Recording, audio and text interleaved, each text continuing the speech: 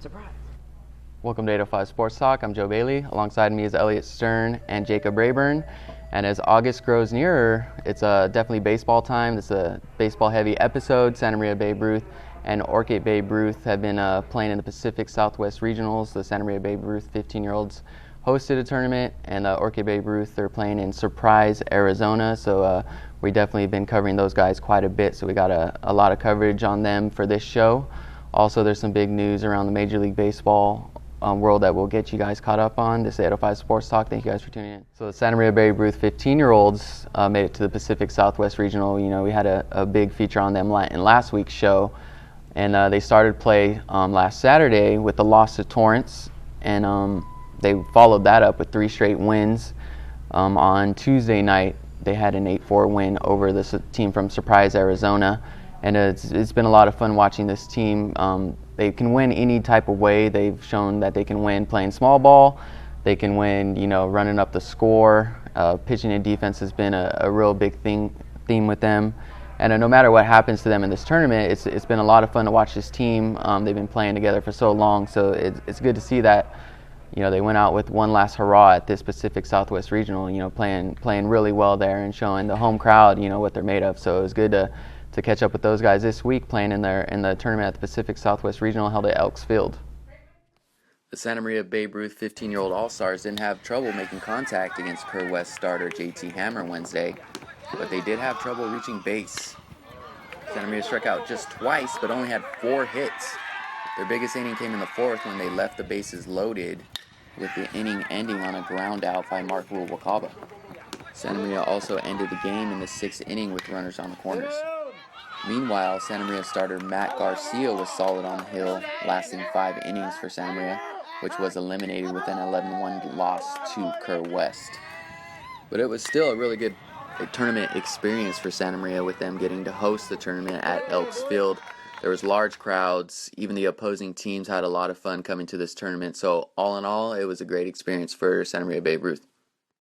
The Santa Maria Babe Ruth All-Stars 15-year-olds have been playing close to home at Elks Field. The Orcutt Babe Ruth 13-year-olds have been over in Arizona, where it's a little bit hotter.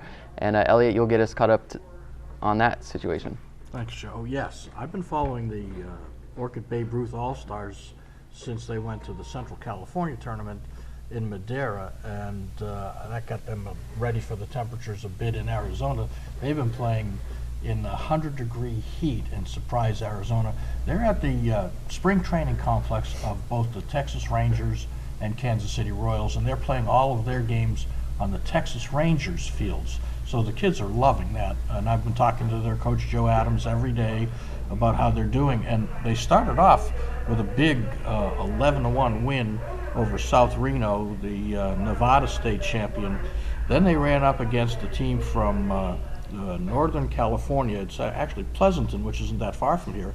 They're called Tri-Valley, and they're just a juggernaut. They lost that game 12-0, dropped them down into the elimination bracket, and then they won 2 games on Wednesday, beating San Luis, Arizona 11-6, and Murray, Utah 8-0 to move into the elimination bracket championship game, where they'll face either the Tri-Valley again or the Pearl City Thunder from Honolulu, Hawaii. It's been a great group of kids, and I've been to their practices and seen them play a number of times before they went out to the tournaments. And the dozen kids are really very versatile, except for Quigley Espinola, who's their star center fielder, and they don't move him. He is the center fielder. The other 11 kids on that team play everywhere. You've got 6 pitchers. You got at least 3 kids that play first, second, short, third, and the other outfield positions. So they're a very versatile team, and they really need that kind of versatility to play in this tournament and in this heat, so that they don't have to stand out there in 100 to 115 degree temperatures all the time.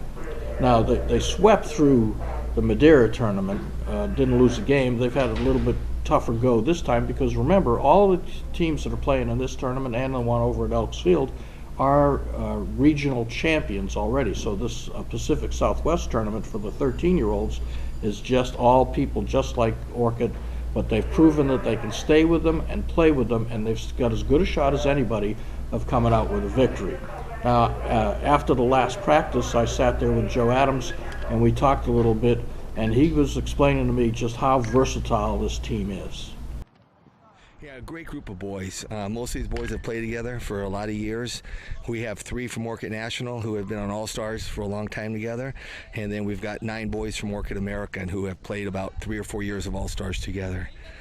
Now you are going to be in Arizona where it's 110, 115 degrees. We're 70. That could take a toll on the kids. Yes, it does. My oldest boy, they won state also when he was 14, and they had to go over to Visalia to play in regionals, and they won 1 game and lost 2, and I thought they were going to go all the way to the World Series. They were a great ball club, but the heat kind of caught up with them. So we've been telling the boys to hydrate a lot. We had them wear some sweatshirts out here to practice so they get kind of warm. Fortunately, our game's at 8 o'clock in the morning, so it's only supposed to be about 90 to 95 at game time. Now, I've been watching it and following you guys for a while. You've got a bunch of different guys, like 6, maybe even more. You got 12 men on the team. Yes. 6 or so that pitch. You got 3 or 4 guys that play third base, shortstop, catcher. It seems like it's a versatile group. It really is. That's what makes it easy for us when we got to move kids around. You know, we're not stuck like, oh my gosh, who's at second? You know, who's at third? We have guys that have probably played 4 or 5 different positions already. You know, probably 3 or 4 of them, and it's been great. And then of course we've got a couple guys that we kind of keep at one spot, like our center fielder, Mr. Espinola. You know, he's done a great job out there. He's probably, as I mentioned to you earlier, I've been coaching for a while. He's probably the fastest kid I've ever coached, and he covers a lot of ground out there. Well, I know you and I talked too after some of the last tournament, and he saved a bunch of games for you with his speed and his defensive abilities. Yes, he did. He made some diving catches, made some over-the-shoulder catches on balls that would have scored 2 or 3 runs. So that really helped us out. But now you're going to have to play a whole bunch of games in a short period of time. You seem to have a really deep pitching, and that's going to have to be a key. Yes, that's what's helped us in the other tournaments also. We've got a lot of kids that can throw. We got about 4 or 5 that were probably going to be our go-to guys, and then we got about 2 or 3 other guys that if we need to pull them in, they'll be able to throw strikes for us. So they're playing in Surprise, Arizona at the Texas Rangers field. The tournament life continues. We're rooting them on. We'd love to see the local kids go on and play for the national championship. If they can win this tournament, they go to the national championship, the World Series for the Babe Ruth 13-year-olds in Iowa. So stay with us here on 805 Sports Talk and, of course, in the Santa Maria Times in print and online, and we'll keep you up to date on the latest on both the Babe Ruth 13 to 15-year-olds that are playing at Elks Field and the Orcutt 13-year-olds in Surprise, Arizona. All right, so that's a lot of our local Babe Ruth coverage of younger kids who are playing really well.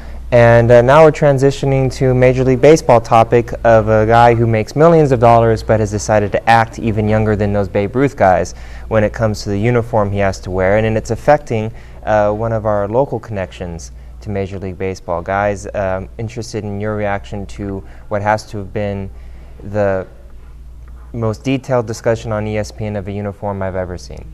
Yeah, I first heard the story of Chris Sale tearing up the uniform. I thought he was upset and, you know, tore up his own uniform or something like that. But then when I heard he tore up, you know, almost everybody's uniform with the knife in the clubhouse before a game, and they had to switch uniforms, I was kind of like in disbelief. You know, you think you've heard about just about everything, but then a story like this pops up and you just kind of shake your head and you're like, I guess you can't really be surprised nowadays with everything that happens. But for a guy, a major leaguer, and one like Chris Sale, who's probably one of the top 5 pitchers in the game, definitely, you know, just a leader of his team, to do something like that, you kind of are in disbelief for a moment. Yeah, Elliot, it was a grade A tantrum, but there was probably more to it than just the uniforms. Well, he didn't like the uniform. He wasn't comfortable in it. Okay, fine. But I think there's other ways he could have gone about it. But he criticized manager Robin Ventura, Righetti High School's Robin Ventura, for not standing up for the players. He said Robin should have known that these were uncomfortable uniforms and playing in a hot weather. It would just be awful for them to have to deal with that. But I think there's other forums when you're, you know, it's not a 3-year-old. You know, you got little kids when you got your kids. As I had kids and I've watched them grow up, and they go through the terrible twos and they have tantrums. he's not 2 years old. He's a multi-millionaire star pitcher who should be able to go to the manager or the general manager or the equipment manager and say, is there a way to make these more comfortable? Is there a different way to do this than having a childlike tantrum? So I'm a big fan of Chris Sale, but I'm not a big fan of what he did in this case. But if the White Sox are winning games and people aren't talking about having to trade Chris Sale, does this even come up? I don't know. I mean, I don't know if we could really answer that question. I think it would. Yeah, I think it would come up either way. You know. But I don't think would he Chris takes Sale a do knife that? to it, though. I don't know. Yeah, he's probably a little frustrated that they're not winning games. Sure, but you know, I don't know. It's just a bad situation all around. I mean, he probably makes what, like $250,000 per start or something like that. For that kind of money, I'd go out there and like a garbage bag if I, you know. Yeah. No, whatever. Yeah, exactly. It's just no. It was really bizarre, and I don't know. It struck me as something as one of those, you know, winning cures everything kind of stuff. Yeah. I don't think it's as public if they're doing better. I think he's frustrated. I think he's, you know, he doesn't feel like it's like really on top of us not playing very well. I have to wear something that, you know, in the middle of a Chicago summer. So yeah, I think he needed to use his words, and he didn't. Do you think there could be like an ulterior motive?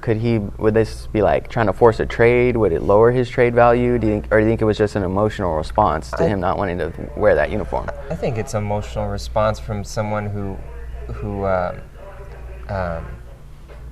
you know, I think he just wants to be on a contender. I think he knows he's one of the best pitchers in the game. That's no secret, and he's been with the White Sox long enough that if they were going to build a winner with him as their ace, it was going to happen by now. Well, I could see his frustration boiling over that he's doing everything he can to win games for him, and he might feel that maybe not his teammates, but the organization has let him down, and he hasn't built a better team around him. And you see other teams like the Kansas City Royals that used to be a doormat, and now all of a sudden they've had two really super seasons, the defending world champions. They're having a rough season this year, but they're still a pretty good ball club. And he sees teams like that in his own division that are building, and why can't we do that? And then this stupid shirt thing comes up, and he goes nuts and goes crazy. And I think that could be what it is. I think that's exactly the sequence in his brain. And the kind of last thing on this, you know, White Sox shirt thing,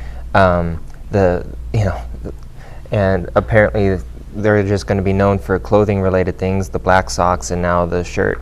But the one you got to feel the worst for is Robin Ventura, because this is a guy who's supposed to help lead the locker room. Yes, everyone is aware of the fact the season's not going the way they want. Everyone's aware of the fact the organization could be better, and you're the head coach. And on top of not winning enough ball games, you have to deal with one of your leaders throwing a hissy fit. So the one I have to feel bad for isn't anyone who did anything with the uniforms. It's Robin Ventura. And the White Sox love Robin Ventura. He was one of their star players when he was in uniform on the field. He was a great shortstop. He has more Grand Slam home runs than Babe Ruth. But this could undermine him, and the upper management might think maybe we need a change. And Robin might think that himself if he's lost the locker room. I could see that they would make a change and then keep him on as assistant to the general manager, because he's really kind of a lifer for the White Sox, even though they traded him to the Mets and then the Yankees, and he ended up as a Los Angeles Dodger. He's one of their guys, and I could see them keeping him even if they move him out of that position. And you know, he hasn't got a long-term contract at this point, so that's also a possibility. But he didn't sign these contracts. He didn't make the trades. He's the manager. You take the guys that the general manager and the owner pay for and get you, and if your third baseman can't hit or your shortstop can't hit, well, that's not Robin's fault. It's his job to lead these guys and put the best team on the field, and with his coaches make them the best that they can be. But if you've got a guy that's never going to hit more than 220, there's not a whole lot that Robin and the guys can do. And that's not really kind of the only fit and tantrum that's being thrown in sports right now. You know, the Olympics is not that far away, and I was struck by the news of the Australians saying we're not going to live in the Olympic Village, that this place is falling apart and it's just not safe. And just to kind of go off of fun generalized stereotypes, if the Australians aren't willing to rough it in this Olympic Village, then you've got problems. I'm just kind of curious as... You think they're all Crocodile Dundee? Pretty much, yeah. And no, but on a more serious note, this thing is, you know, we're closer and closer to the torch being lit. This is supposed to be an event that supplies us with so many great individual stories of athletes performing. I don't know when we're actually going to get to the storyline of the athletes. It doesn't seem to actually be about that, Joe. No. Yeah, I don't know if it's like, I know Rio has a lot to do with the problems, but I don't know if there would be any type of Olympics, Summer Games, where there wouldn't be so much controversy. It seems like, you know, whenever some big event is happening, there's always talk of something isn't right, something wrong, you know, going on. The World Cup was like that, even though it was held in Rio. It seems like there's always going to be some type of controversy, but it seems like with the games in Rio, it's gotten so much worse. There's, you know, so many different things that people can point at and have a problem with in Rio. It's not surprising that, you know, the Olympic Village isn't ready. It's not surprising that there's, you know, security problems. It's not surprising that, you know, pollution and all this stuff, you know, poverty is like right next to the games. It's really not surprising all this stuff is happening, but now that the games are here, you thought a lot of this stuff would be kind of cleared up by now, but it's clearly not the case. Used to be, many times we've had Olympics that were coming up, and we've heard reports right up to the games begin that there were construction delays, there was some kind of problem with the housing, and yet it all got pulled together and the games went off without a hitch. And you were thinking, or I was thinking anyway, that in Rio we'd see that once again, but I'm not confident that as the games get closer that the housing problems, the venue problems will be solved. And we know the sewage problems in their bay, it's worse than a sewage treatment plant out there. Something I never thought I'd read in the lead up to Olympics is the open water swimming competitions and sailors being told, don't open your mouths and don't swallow anything. That's just about some of the most ridiculous advice I've ever heard, having to be told to athletes, because in all seriousness, don't let any of it into you.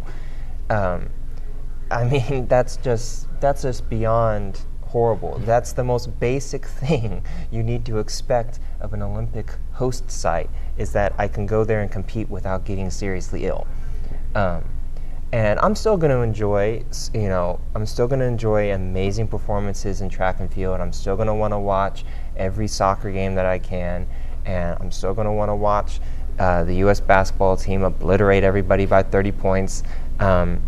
Those are still going to be enjoyable, but it's like you have to sift through a lot of junk to get to the good stuff now with the Olympics. Yeah, you know, with the games almost here, do you guys think there is going to be a major, you know, controversy or malfunction at these games, or do you think it's been overblown? Do you think there is something that's going to happen? I'm very pessimistic at this point. The Russians will have some athletes there, but not all of their athletes because of their doping scandal. There's other countries too that are having people kicked out because of doping, and you know, it makes you think that they're as corrupt as the Tour de France was, as Major League Baseball was.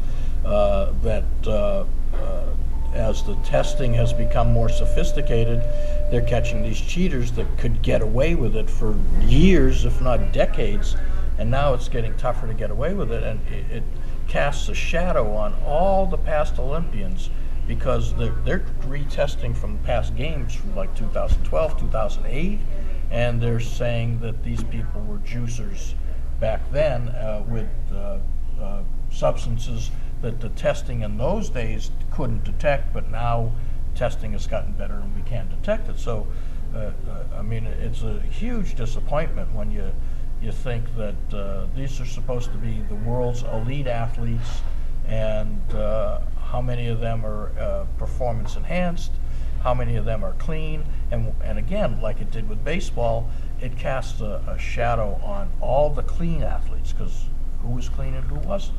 And you just say player A took steroids or took some kind of HGH or performance enhancing substance, and even if it is a lie, even if it's not true, it taints that athlete maybe forever. So it's a huge disappointment. I'm not optimistic about these games. My major pessimism about these games isn't necessarily that.